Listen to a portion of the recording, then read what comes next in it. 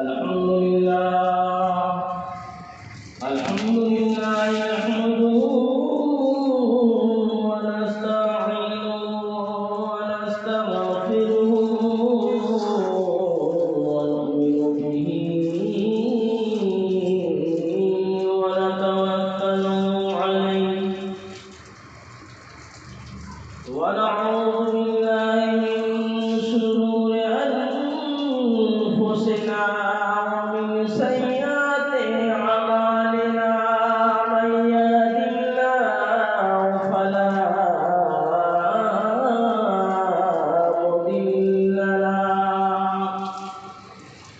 ونشهد أن لا إله إلا الله ونشهد أن محمدا عبده ورسوله أما بعد فأعوذ بالله من الشيطان الرجيم بسم الله الرحمن الرحيم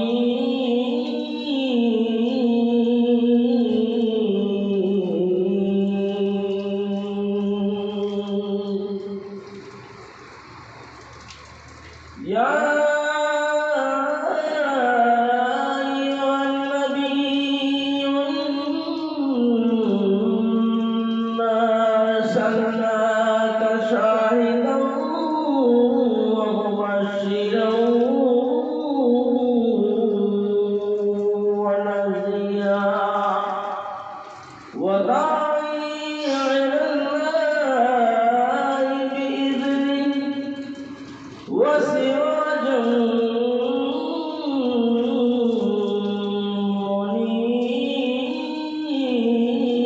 منيرا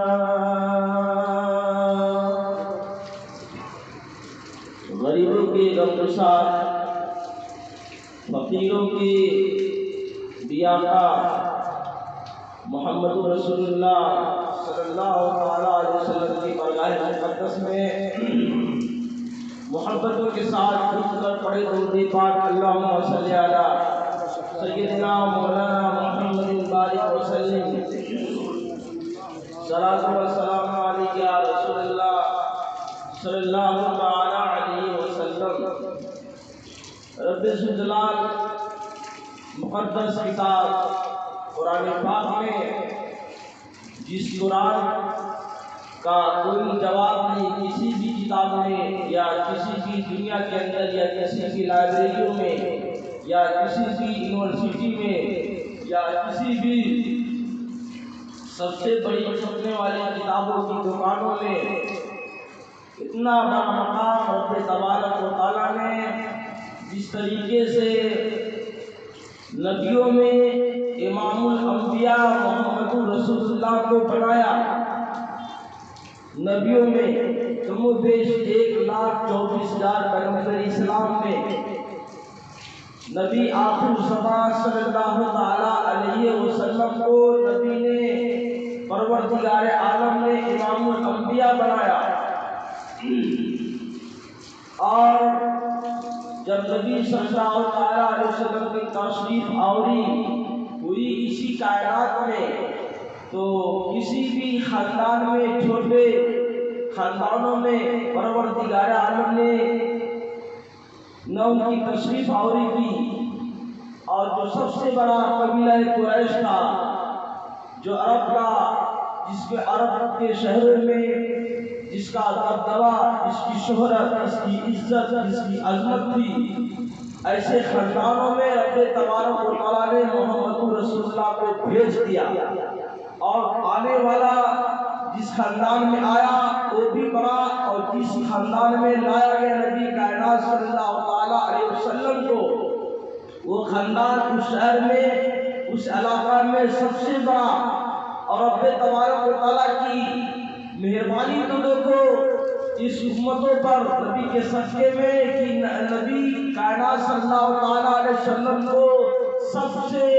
बड़ी उम्मतों से नवाजा दिया गया और कह दिया गया कि उम्मत सबसे बड़ी उम्मत है, तो उम्मत भी बड़ी और खानदान भी बड़ा, और जो किताब दिया सबसे बड़ी किताब वो कुरान भी बड़ा, नबी भी बड़े। तो ऐसा जो जिस नबी को सबसे बड़ी सर्टिफिकेट दी जाएगी नबूवत की और वो सबसे बड़ा नबी होगा, तो उसका काम भी सब बड़ा काम होगा, सब बड़ा काम होगा, छोटा काम नहीं होगा। उनकी इबादत भी बड़ी होगी, उनकी रियाजत भी बड़ी होगी, उनका तकवा भी बड़ा होगा और उनकी बातें करने की अंदाज भी बड़ी होंगी। मूसा कलीमुल्लाह को सिर्फ बातें पहाड़ पे जाके कोई टूर पे करेंगे और उनको जब बातें करनी होंगी तो जाएंगे शब मेराज में बातें भी कर लेंगे, रब का दीदार भी कर लेंगे, रब का दीदार भी कर लेंगे।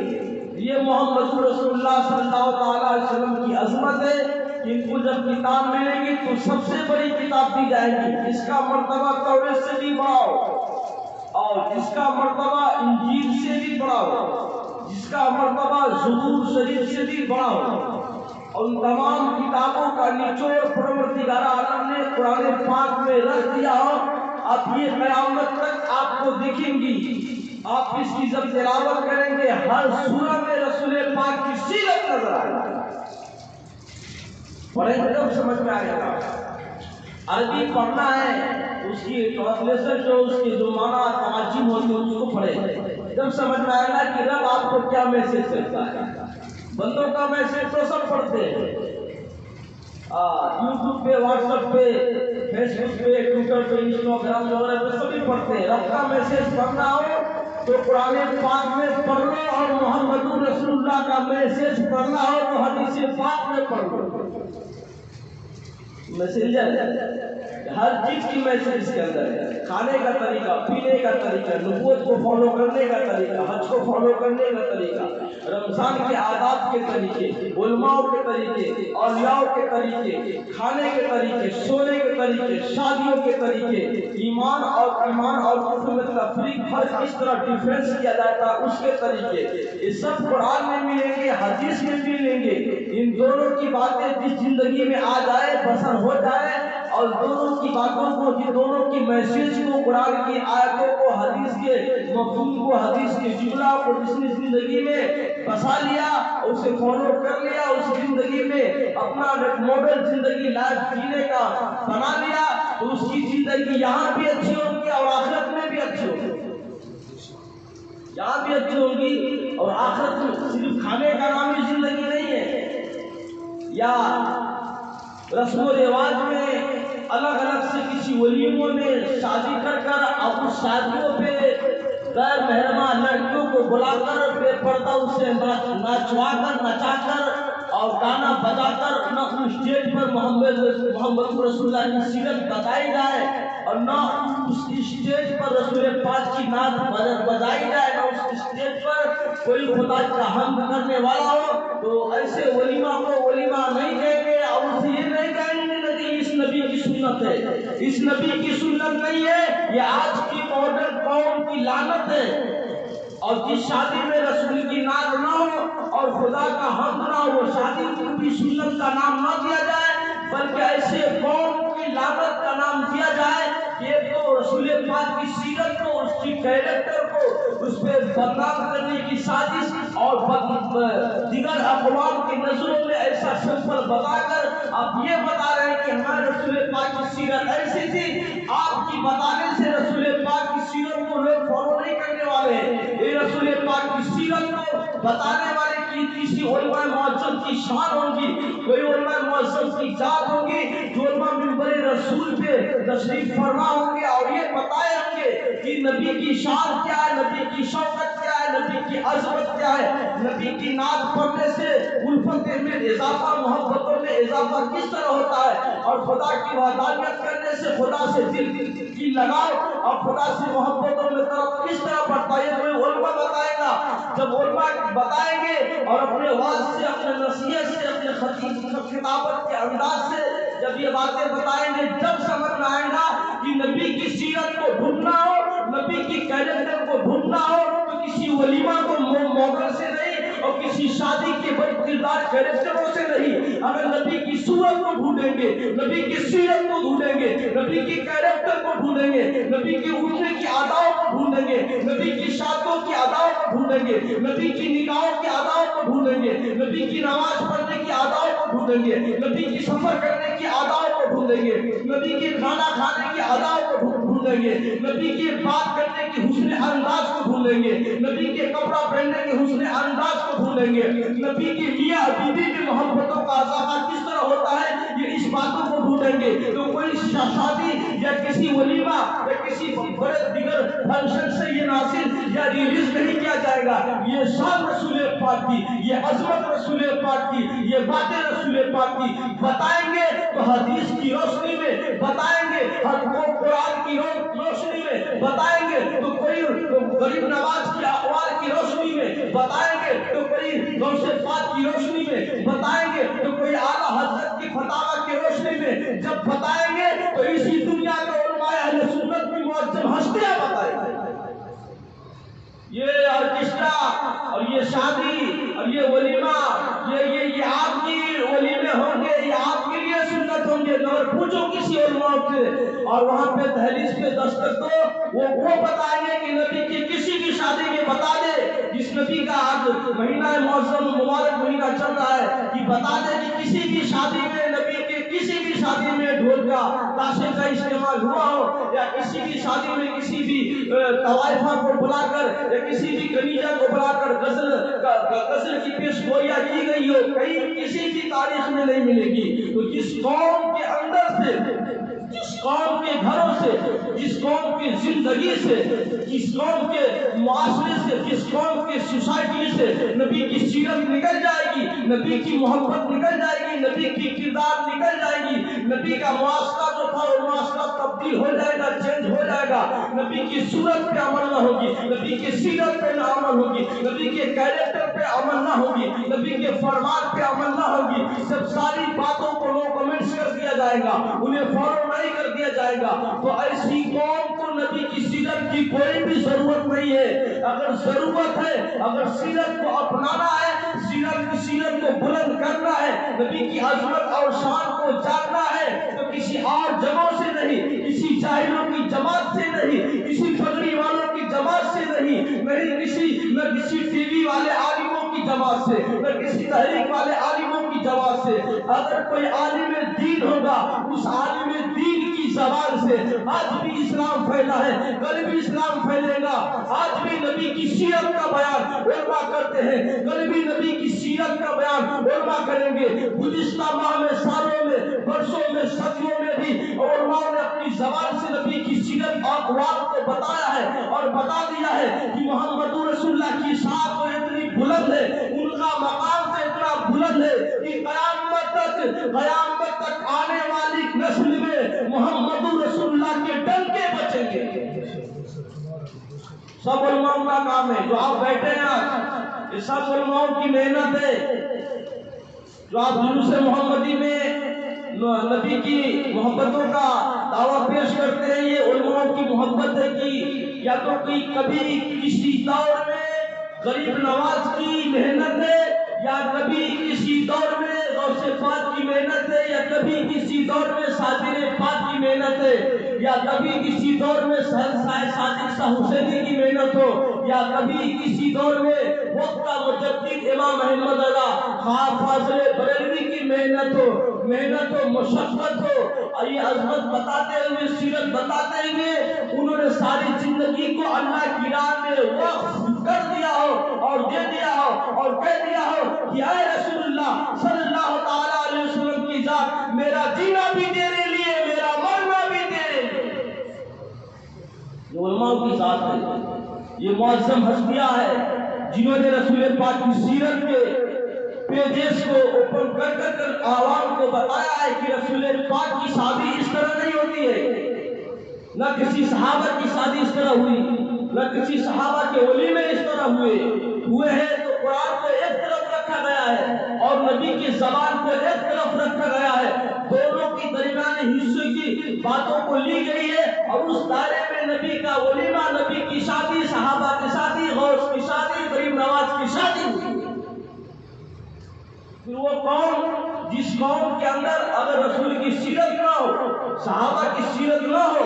محبت تو بتاتے ہو سیرت نہ ہو، غوث پاک کی سیرت نہ ہو، غریب نواز کی سیرت نہ ہو، دن بھر رات بھر سجدے کر کر تھک جائے اور اپنے تبارک و تعالیٰ کی برگاہ مقدس میں عبادت کرے اور کر دعا مانگے، رب تبارک و تعالیٰ قوم کے حالات خراب ہو چکے ہیں، کہیں آزاد پہ پروٹیسٹ ہو رہا ہے، رب میری دعائیں قبول کر لے، کہیں طلاقوں پہ پروٹیسٹ ہو رہا ہے، رب ہماری دعائیں قبول کر لے، بندہ نماز پڑھ کر دعا مانگے، اس کی زندگی میں لائف کے اندر نہ رسول کی سیرت، نہ غوث کی سیرت، نہ غریب نواز کی سیرت، نہ صحابہ کی زندگی کا ماڈل بنا ہو، ایسے کنڈیشن میں بندہ جب پھنس جائے اور آزاد کا نزول آئے، کہیں آزاد پہ پروٹیسٹ، طلاق پہ پروٹیسٹ، نماز پہ پروٹیسٹ ہونے لگے، ہر جگہ سے ان بندوں کو پریشان کیا جائے، ہر باتوں سے، ہر تہواروں سے، کبھی پہناوے سے، کبھی حجابوں سے، کبھی نقابوں سے، کبھی کتاب پڑھنے سے، کبھی نماز کسی بھی جگہ سے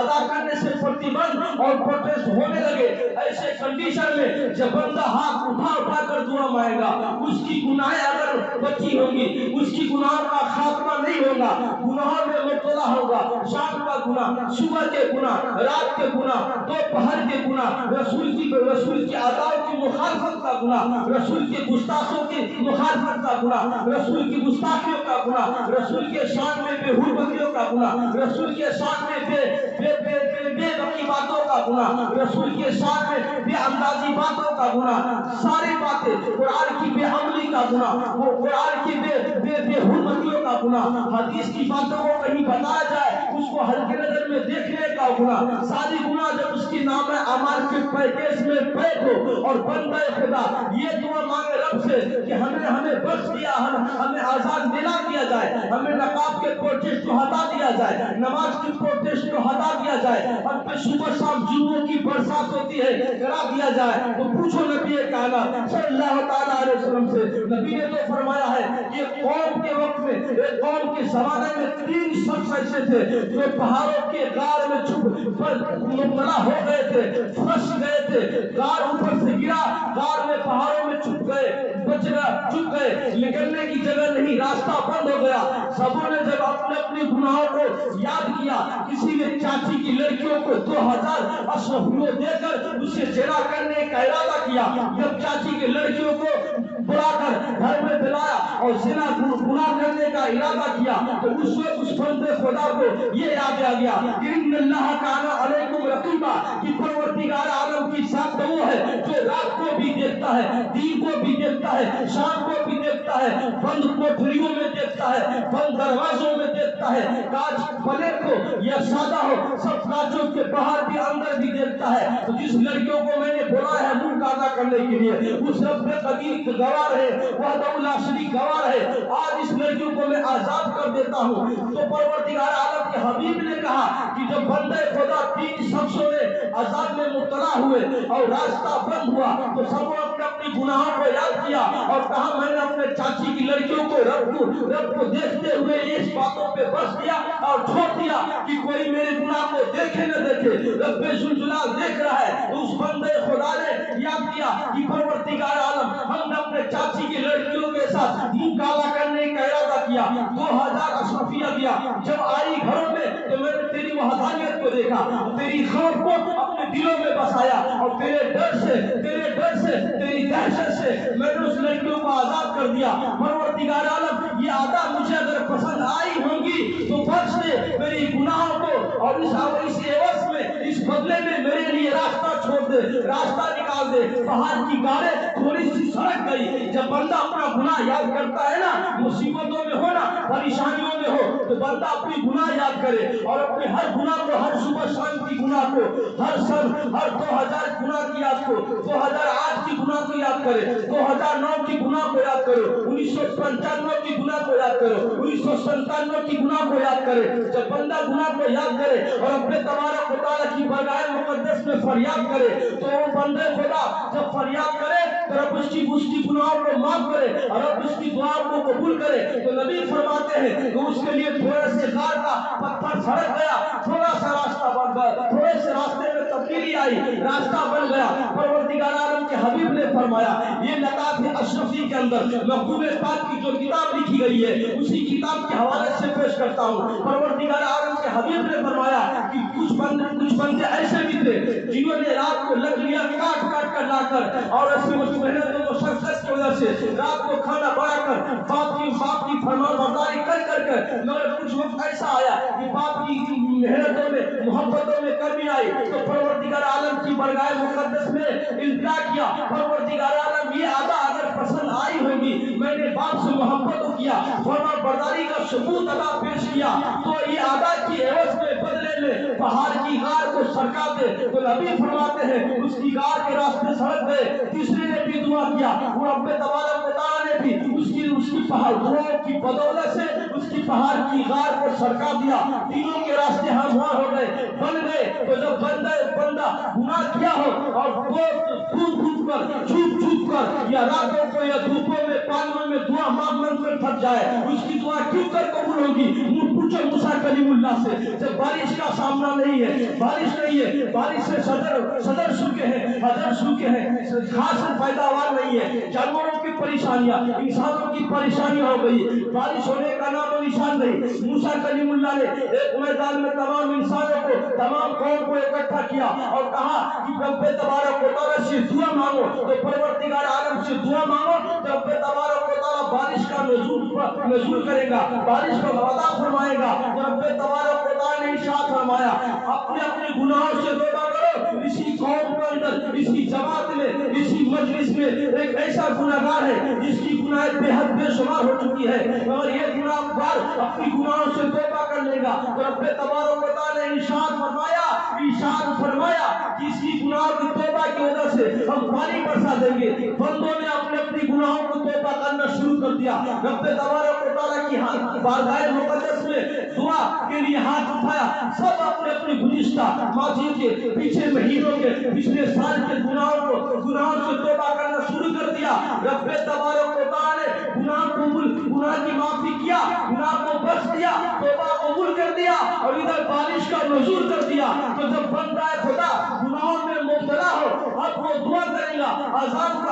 کو ریلیز ہونے کی، حجاب کو ریلیز ہونے کی، نماز چاہے جس جگہ پڑھنے کی اور ہر تہواروں کو خوشیوں سے اور آزاد طریقے سے فریڈم ہو کر منانے کی، تو پروردگار عالم اس کی دعا کیوں کر قبول کرے گا؟ جس کے ذات میں، جس کی صورت میں، جس کے گھروں میں نبی کی سیرت نہ ہو، جس کے پہناوے میں نبی کی صورت نہ ہو، جس کے شاطروں میں نبی کی کیریکٹر نہ ہو، جس کے ولیمہ میں نبی کا رول نہ ہو، جس کے گھروں میں نبی کا نمونہ حسن و حسنہ نہ ہو، تو ایسے شادیوں کو اور ایسے دعاؤں کو رب تبارک و تعالیٰ بھی رد کرے گا، اس لیے کہ نبی کی محبت تو ہے، نبی کی عادت کی محبت نہیں،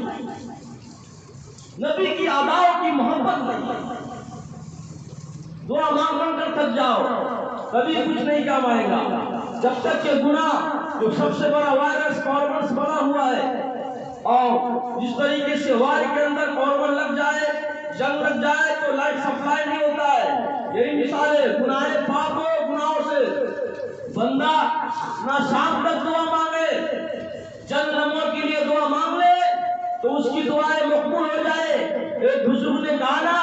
کہ جب بزرگ کا سفر ہوا کسی گاؤں سے تو بزرگ سے لوگوں نے کہا کہ آپ دعا کریں کہ اللہ پانی برسائے، تو بزرگ نے ایسا ہاتھ کیا، پانی برس گیا۔ تو لوگوں نے کہا کون سی دعا پڑھی؟ ہم تو نماز پڑھ کے دعا مانگ کر تھک چکے مگر دعا قبول نہیں ہے۔ تو اس نے کہا ہم نے کچھ نہیں پڑھا ہے، ہم نے صرف یہی کہا ہے کہ پروردگار عالم جس بزرگ کی روح زیبا کی ہم نے زیارت کیا ہے اور جس کی شکل کی زیارت کر کے آئے ہیں، اس اللہ والے کے سروں میں پانی برسا دے، تو اللہ نے پانی برسا دیا۔ لوگوں نے پوچھا بزرگ کون ہے؟ تو اس بزرگ نے کہا کہ اس بزرگ کا نام حضرت بایزید بستامی ہے۔ ایسے مرتبہ سے کوئی انسان کوئی نہیں فائز ہوتا ہے۔ تو نبی کائنات صلی اللہ تعالیٰ علیہ وسلم کی سیرت زندگی میں بہت ہی ضروری ہے، بہت ہی ضروری ہے۔ نبی تو فرماتے ہیں کہ میں آدم علیہ السلام کی تخلیق سے 2000 سال پہلے اللہ نے میرے نور کو پیدا کیا۔ 2000 لطائف اشرفی مکتوب پاک کی شان میں کتاب لکھی گئی ہے، غریب نظام یمنی نے لکھا ہے اس کتاب کو۔ 2000 سال پہلے رب تبارک و تعالیٰ نے نور کو پیدا کیا، اور جب نور کو پیدا کیا تو اے اللہ کے نبی کے نور آپ کرتے تھے کیا؟ اس لیے آدم علیہ السلام 2000 سال کے بعد آئے، 1 سال 2 سال 200 سال 500 سال 600 سال نہیں، 2000 سال بعد آئے۔ اور جب 2000 سال بعد آئے اسی پشتے آدم علیہ السلام میں نبی کو ڈالا گیا۔ اس سے پہلے آپ کرتے تھے کیا؟ تو نبی فرماتے ہیں اس سے پہلے ہم فرشتوں کے ساتھ رب تبارک و تعالیٰ کی تسبیح و تحلیل کیا کرتے تھے۔ اور جب نبی صلی اللہ تعالیٰ علیہ وسلم تشریف لائے تو یہ روایت میں آپ کو پیش دوسرے کمپنی سے کرتا ہوں۔ قاضی عیاض مالکی علیہ رحمہ نے کتاب الشفا کے اندر اس باتوں کو درج کیا ہے۔ تو نبی کائنات نے فرمایا کہ پروردگار عالم نے مجھے رحمت بنا کر بھیجا ہے، تو اے جبرائیل بتا کہ میری رحمت سے تجھے کچھ حصہ ملا ہے یا نہیں؟ میری رحمت سے تجھے کچھ حصہ ملا ہے یا نہیں؟ جبریل کو بھی رحمت کی ضرورت ہے۔ سوچو یہ کون جبریل ہے جس کے بارے میں رب نے اِنَّا أَنزَلْنَاهُ کی سورہ میں ملائکہ روح کا ذکر کیا ہے۔ یہ ملائکہ والروح فِيهَا بِإِذْنِ رَبِّهِم مِّن كُلِّ أَمْرٍ سَلَامٌ هِيَ حَتَّىٰ مَطْلَعِ الْفَجْرِ۔ فرشتوں کی جان ہے جبریل علیہ السلام۔ اچھا سب کو معلوم ہے تو معصوم شخصیت وہی ہے، یہ سب کو معلوم ہے۔ یا تو فرشتوں کی جماعت سارے فرشتے ہیں یا سارے نبی، کوئی معصوم ہے، کوئی معصوم ہے، مگر ان کو بھی رحمت کی ضرورت ہے۔ جبریل علیہ السلام کو جو میکائیل کے بھی سردار علیہ السلام، جو اسرائیل علیہ السلام جو ملک الموت ہے تمام روح کو لے کر جاتا ہے، ان کے بھی سردار اسرافیل علیہ السلام کے سردار کم و بیش بے شمار فرشتوں کے سردار کون؟ جبریل علیہ السلام۔ اور جبریل علیہ السلام اتنا بڑا ان کا مقام ہے، تو نبی نے پوچھا، کہا، فرمایا کہ میری رحمت سے بھی تجھے کچھ ملا ہے کہ نہیں؟ تو اب سنو کہ جو لوگ اپنے اپنے نمازوں پہ فخر کرتے ہیں اور اپنے اپنے حجوں پہ فخر کرتے ہیں، اور کسی کو اپنی اپنی جماعتوں پہ فخر ہے، کسی کو اپنی اپنی تحریکوں پہ فخر ہے، اور شان پیدا کرتے ہیں کہ ہم نماز کتنا پڑھتے ہیں کہ نماز پڑھ کر اگر میری موت بھی آ جائے تو اسے اتنا گھمانے کی سوال جواب بھی نہیں ہوگا، ڈائریکٹ جنت، نو ٹرافک۔ بمبے میں کتنی بڑی ٹرافک رہتی ہے، تو نو ٹرافک۔ فرشتے ایسا اسے ہوش ہوتا ہے کہ فرشتے اسے ہاتھوں پہ اٹھائیں گے اور ڈائریکٹ لے کر جنت میں ڈال دیں گے، اس کی فکر ہے۔ تلاوت پہ تلاوت، نماز، حج، عمرہ، زکات، سب کے سب اس کے نام ایمان میں۔ مگر فرشتوں کو کیا ضرورت؟ فرشتے کہتے ہیں کہ مجھے رحمت سے پروردگار عالم کے حبیب مجھے خوف تھا۔ کس باتوں کا خوف تھا؟ آپ سنو، ابھی تو آپ لوگوں کو خوف نہیں ہے نا آخرت کا۔ آپ جبریل علیہ السلام سے پوچھو کہ آپ کو کس کا خوف تھا، تو جبریل علیہ السلام نے نبی کی برگاہ مقدس میں یہ باتیں رکھی اور عرض کیا ہے پروردگار عالم کے حبیب مجھے آخرت کا خوف تھا، مجھے آخرت کا ڈر تھا، مجھے آخرت کا دہشت تھا کہ رب تبارک و تعالیٰ میرے ساتھ کیا معاملہ کرے گا، کیا معاملہ کرے گا۔ تو یہ جو جتنے بھی ہے، یہ جتنے بھی سارے حضرات ساری کائنات میں جو اپنی نمازوں پہ فخر ہے، کسی کو اپنے حسن اخلاق پہ فخر ہے، کسی کو اپنی زکات پہ فخر ہے، کسی کو اپنی تلاوتوں پہ فخر ہے، ان سے کہو کہ نماز اپنی طرف رکھو، یہ نماز اپنے ہی پاس رکھو، یہ زکات اپنے ہی پاس رکھو۔ ملو پہلے جبریل علیہ السلام سے جو فرشتوں کے سردار ہیں، ان سے پوچھو کہ آخرت میں کس چیز کا خوف ہے، تو انہوں نے کہا کہ مجھے خوف ہے کہ رب تبارک و تعالیٰ مجھے میرا نجات دلاتا ہے کہ نہیں دلاتا ہے۔ رب تبارک و تعالیٰ کے حبیب نے کہا کہ حبیب نے فرمایا، پروردگار عالم کے حبیب نے فرمایا، کیا کیسے تجھے راحت ملی، کس باتوں سے تیرا خوف ختم ہوا، کس باتوں سے تیرا غم ختم ہوا؟ تو جبریل علیہ السلام نے کیا، پروردگار عالم جب سے یہ آیت کریمہ پروردگار عالم نے آپ پہ نازل کیا ہے تو میں نے سمجھ لیا ہے جس طریقے سے انسان کے لیے بھی رحمت ہے اس طریقے سے فرشتے کے لیے بھی رحمت ہے۔ جان گیا ہے فرشتوں کو ڈرے، خوف ہے، انسانوں کو خوف نہیں آخرت کا، سانپ نکل جائے پورا گھر باہر ہو جائے، موت کا ڈر ہے، مگر اسے نہ معلوم ہے کہ موت سانپ کے قبضے میں نہیں ہے، موت کا مالک وحدہ لا شریک رب ذوالجلال ہے۔ اس قوم کو ڈر ہے کرونا سے کہ مر جائیں گے، سارے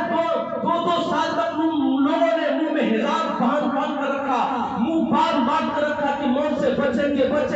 مگر 2 سال تو بچا، مگر کورونا کے بعد ایسا گیا کہ اس کا نام و نشان نہ رہا۔ رب کی شدت سے ان بطش ربک لشدید، رب ذوالجلال فرماتا ہے کہ میری پکڑ اتنی بڑی ہے، کورونا آ جائے چھوڑ دوں گا، کوئی بھی بیماری آ جائے چھوڑ دوں گا، مگر جب سارے ورلڈ کے ماحول اور سوسائٹی اچھے کنڈیشن میں تبادلہ چینج ہو جائے گا، سب کھانے لگیں گے، پینے لگیں گے، کورونا کو بھول جائیں گے، بیماریوں کو بھول جائیں گے، اس وقت میں اسرائیل علیہ السلام فرشتوں کو بھیج کر تیری روح میں آسمان پہ بلا لوں گا۔ بندوں سے کیوں ڈرتا ہے؟ ڈرو اس رب سے جس کے ہاتھ میں دست قدرت میں موت ہے، ڈرو اس رب سے جس کے دست قدرت میں رحمت ہے، برکت ہے، عزت ہے، ذلت ہے، ساری دنیا کا پاسباں ہے، ساری دنیا کو بنانے والا ہے۔ تو نبی علیہ السلام فرماتے ہیں کہ جب میں دنیا میں تشریف لایا اور پیدا ہوا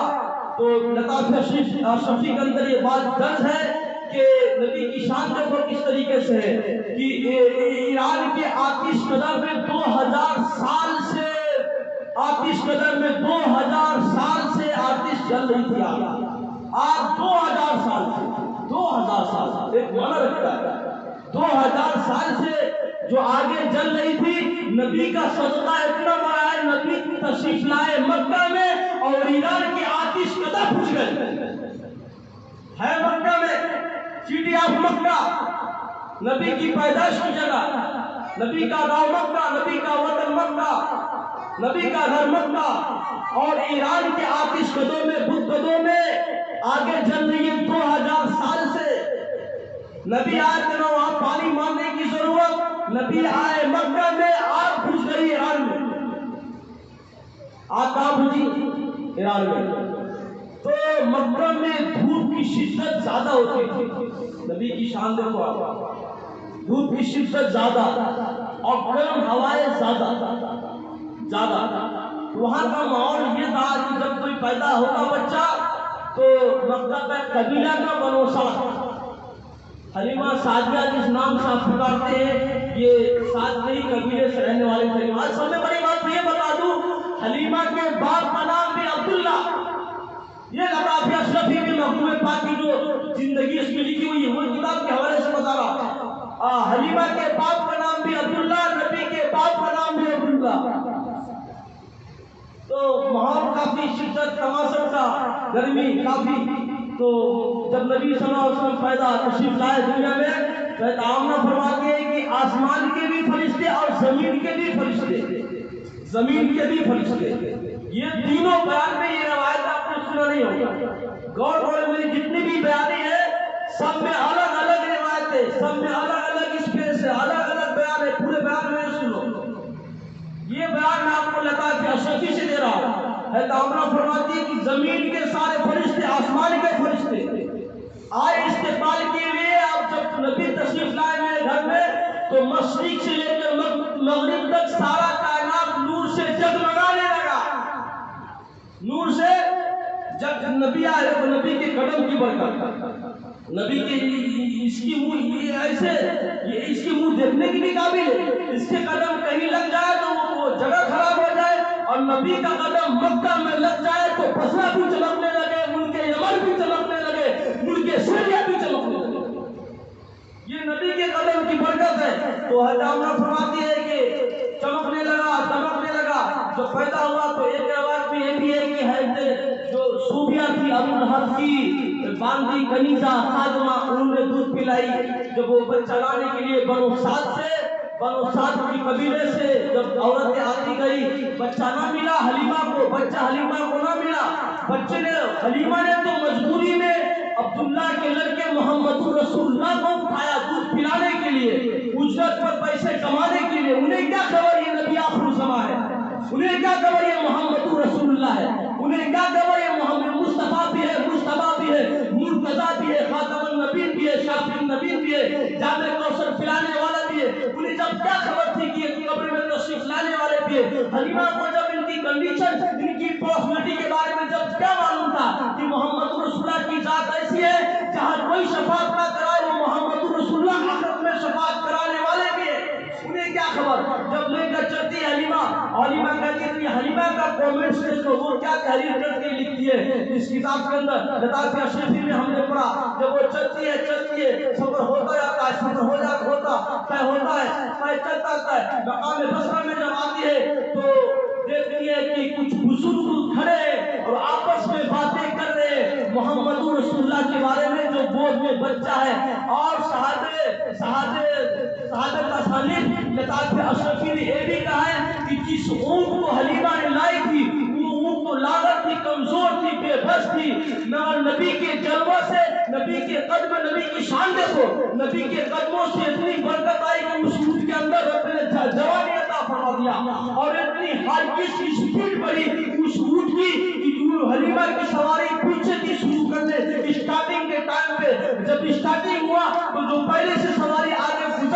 گزر چکی تھی اس سواری سے آگے نبی کی جو سواری تھی وہ چل بسی، تو لوگ کہتے تھے حلیمہ کی جماعت کے لوگ، کیا ہے حلیمہ، کیا تم نے سواری بدل دیا ہے؟ تو حلیمہ نے کہا میں نے سواری نہیں بدلا ہے، اتنا تو سچ ہے میں نے سوار کو بدل دیا ہے، سوار ہونے والے کو بدل دیا ہے۔ جب دیکھا کہ ایک شخص نے، بزرگ نے ایک جماعت کے اندر آپس میں باتیں کر رہا ہے اور اس بچے کے بارے میں جب جس کو کیا معلوم یہ محمد رسول اللہ ہے، یہ آخر زمان ہے، یہ پیغمبر زمان ہے، یہ نبی کا، یہ محمد رسول اللہ نبی ہے، یہ رسول بھی ہے، یہ نبوت بھی ملی ہے، ان کو رسالت بھی ملی ہے، وہ بزرگ سچ کہتے ہیں، یہ حلیمہ کا کہنا ہے، سنو وہ بزرگ سچ کہتے ہیں یہ جو بچہ حلیمہ کے گود میں سوار ہے اونٹنی پہ، یہ ساری کائنات کا بادشاہ ہوگا، یہ ساری کائنات کا بادشاہ ہوگا۔ جب سفر آگے جاتا ہے، حبش کا بہت ہی بڑا عالم، حبش کا رہنے والا بہت ہی بڑا عالم، وہ جب دیکھتا ہے محمد رسول اللہ کی صورت کو، ان کی آنکھ کو، ان کی ہونٹ کو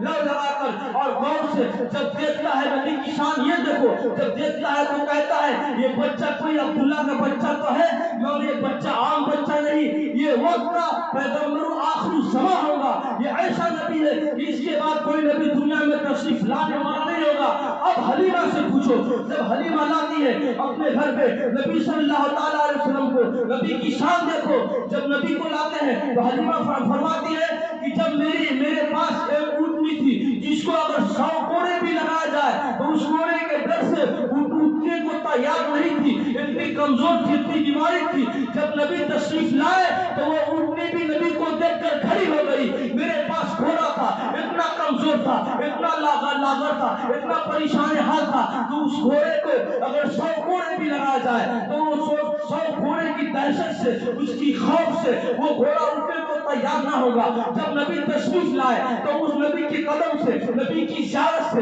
نبی کے دیدار سے، نبی کے آنے کی برکت سے وہ گھوڑا بھی کھڑا ہو گیا۔ اب پوچھو حضرت حلیمہ سے، اب کہتی ہے کہ میرے پاس ایک اونٹنی اور جو تھی وہ بیمار تھی، اس کا دودھ خشک ہو گیا تھا، اس کا تھن سوکھ گیا تھا، نبی کے آنے سے، نبی کے قدم مبارک لگنے سے، نبی کے جلوہ گری سے، نبی کے تشریف لانے سے جب آئے تو اس دودھ جس کا خشک ہو چکا تھا، اس کے خشک میں اتنے، اس کے تھن میں، اس کے پستان میں، اس اونٹنی میں اتنے دودھ آ گئے کہ وہ دودھ حلیمہ کے لیے کافی نہ بنا، اس کے گھر والوں کے لیے کافی نہ بنا، بلکہ حلیمہ کہتی ہے میرے پورے بنو سعد قبیلہ کے لیے وہ دودھ پی کر بھی بچ گیا، اتنا دودھ پیدا ہوا اس میں کہ وہ دودھ پی کر ہی بچ گیا۔ حلیمہ کہتی ہے کہ نبی کی شان دیکھو، یہ بچہ تو ہے مگر کائنات میں اس کی شہرت بھاری ہے، عزت بھاری ہے، الفت بھاری ہے، محبت بھاری ہے، کرامت بھاری ہے، معجزات بھاری ہے۔ میرے پاس صرف ایک بکریہ تھی، ایک بکریہ،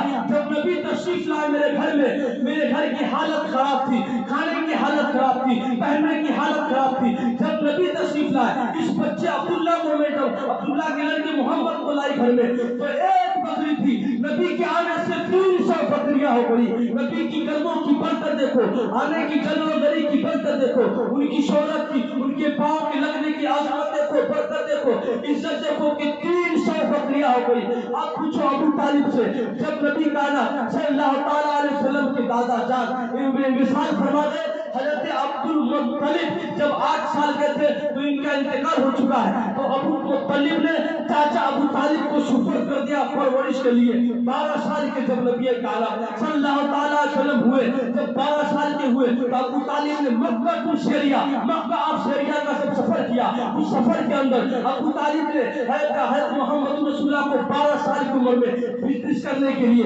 تجارت کرنے کے لیے جب لے گئے تو کیا ادا دیکھتے ہیں، ایک بہت ہی بڑا نجومی ہے، راہب ہے، جو چھپو ہوئی باتوں کو بتاتا ہے، جو اپنے ہاتھوں پہ بے شمار لوگوں کو کاش کا تبدیلی کیا ہے، مذہبوں کا تبادلہ کیا ہے۔ جب اس نے محمد رسول اللہ کو دیکھا تو کہا یہ بچہ کون ہے؟ تو کہا یہ ابو طالب کا بھتیجا ہے۔ تو راہب کہتا ہے یہ ابو طالب کا بھتیجا تو ہوگا، یہ الگ بات ہے، مگر یہ محمد رسول اللہ ہے، یہ آخری الزمان ہے، یہی آخری نبی ہے، اس کے بعد کوئی آخری نبی تشریف لانے والا نہیں ہے۔ ابو طالب کو اس نجومی نے، اس راہب نے پوری سفر کے قافلے والوں کو دعوت کرایا، اور جب دعوت کرایا دسترخوان پہ جب گفتگو تلاش ہوئی اس محمد 12 سال کے بچے کی صلی اللہ تعالی علیہ وسلم کی، تو اس راہب نے کہا وہ بچہ کہاں ہے؟ تو میرے سب تو آ چکے ہیں مگر ابو طالب کا بھتیجا نہیں ہے۔ اس راہب نے کہا اسی ابو طالب کے بھتیجے کا میں طالب ہوں، مجھے اس کی جستجو ہے، اسے دسترخوان پہ لایا جائے۔ تو اس کی جماعت کے قبیلے کے لوگوں نے کہا دیکھو کہیں گھر کے باہر تو نہ ہوگا۔